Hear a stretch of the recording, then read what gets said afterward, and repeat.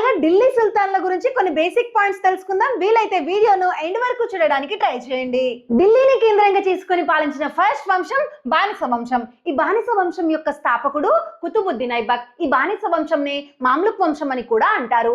అయితే కుతుబుద్దీన్ ఐబక్ ను లాక్ బక్ష్ అని కూడా అంటారు. ఈ బానిస వంశంలో ఇంకొక అతను ఇల్టుట్మిష్ ని the real founder of Delhi sultanate అని కూడా అంటారు. ఇతని కాలంలోనే చిహల్గని అనేది క్రియేట్ అయింది. తరువాత బాల్బన్ కాలంలో ఈ చిహల్గని అనేది అంతమైపోయింది. నెక్స్ట్ ఢిల్లీని కేంద్రంగా చేసుకుని పాలించిన రెండో వంశం ఖిల్జీ వంశం. అతి తక్కువ సంవత్సరాలు పరిపాలించిన వంశం ఈ ఖిల్జీ వంశం. ఖిల్జీ వంశం యొక్క స్థాపకుడు జలాలుద్దీన్ ఖిల్జీ.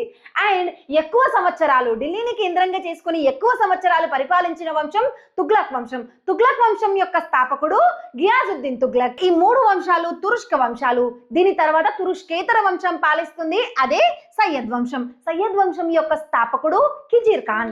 ఢిల్లీని రూల్ చేసిన లాస్ట్ వంశం లోడి వంశం. ఈ లోడి వంశం యొక్క స్థాపకుడు బహులాల్ లోడి.